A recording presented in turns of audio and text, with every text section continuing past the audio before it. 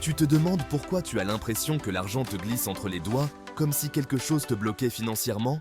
Eh bien, ça pourrait bien être ta chambre. Oui, tu as bien entendu. Ton espace personnel a un impact direct sur ton énergie, et donc sur ta prospérité. Salut à toi, bienvenue sur la chaîne. Avant de commencer, si tu veux découvrir plus de vidéos qui te guident vers la prospérité et le succès, n'oublie pas de t'abonner à la chaîne, activer la cloche pour ne rien manquer. Allez, plongeons dans les 10 choses que tu dois absolument dégager de ta chambre, parce qu'elles t'attirent la pauvreté. Ces éléments doivent être enlevés de la chambre, car ils peuvent avoir un impact sur l'énergie et l'état d'esprit de celui qui y habite, ce qui peut indirectement affecter la manière dont on attire ou repousse la prospérité. 1. Les vêtements non utilisés. A. Ces vêtements qu'on garde au cas où. Le fameux peut-être que je vais le remettre un jour ou pire, ceux qu'on garde juste parce qu'ils étaient chers à l'époque, mais qu'on n'a pas portés depuis 3 ans. Ces vêtements prennent de la place et bloquent ta l'énergie de nouveauté. Rappelle-toi, quand tu gardes des vieilleries, tu n'invites pas le neuf dans ta vie et ça inclut l'argent. 2. Les chaussures non utilisées. Un peu comme les vêtements, hein? On accumule les chaussures, certaines sont usées jusqu'à la corde et d'autres n'ont jamais vu la lumière du jour. Elles prennent de l'espace, elles stagnent ton énergie et donc tes finances. Ta chambre devrait respirer la prospérité, pas la stagnation. Ah, ta literie. Si ton matelas date de plusieurs années et que tes draps sont fatigués, il est temps de les renouveler. On passe tellement de temps à dormir. L'état de ta literie reflète l'état de ta vie. Une literie usée, c'est comme dire à l'univers « Je me contente de ce qui est vieux et usé. » Tu vois le lien?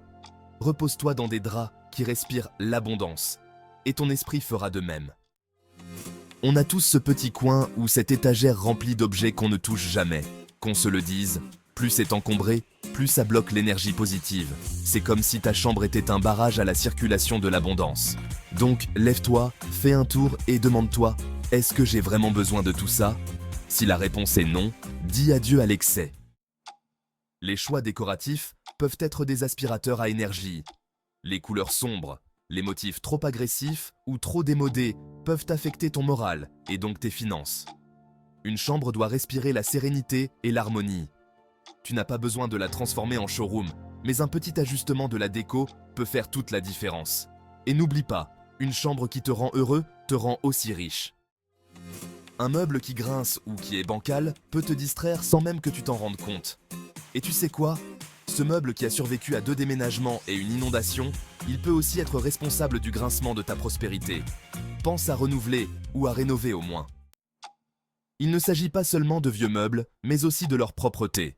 Une literie ou un mobilier poussiéreux, ça attire de la lourdeur, et cette lourdeur peut influencer la manière dont tu attires l'argent. Nettoie régulièrement, laisse l'air circuler et invite la légèreté dans ton compte en banque aussi. On ne pouvait pas l'éviter.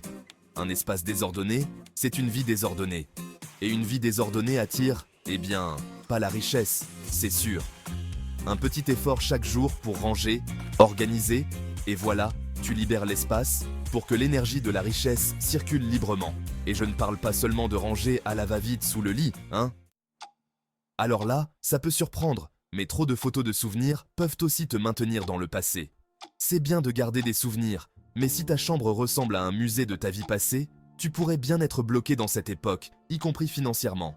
Évolue vers le futur et laisse l'abondance venir à toi. On termine par un grand classique, les écrans. Regarder ton téléphone ou la télé avant de dormir non seulement perturbe ton sommeil, mais bloque aussi l'énergie calme dont tu as besoin pour attirer des idées créatives et la prospérité. Éteins ton écran, dors mieux et laisse les idées d'abondance te visiter pendant la nuit. Et voilà, tu connais maintenant les 10 choses qui attirent de la pauvreté dans ta chambre. Prends le temps de faire le tri, de libérer l'espace et de laisser la richesse entrer dans ta vie. Et n'oublie pas, l'abondance commence par un environnement propice. Si cette vidéo t'a inspiré, n'oublie pas de t'abonner, de liker et de partager avec ceux qui ont besoin d'entendre ce message. On se retrouve très bientôt pour une nouvelle vidéo. Et d'ici là, prends soin de toi et de ta chambre.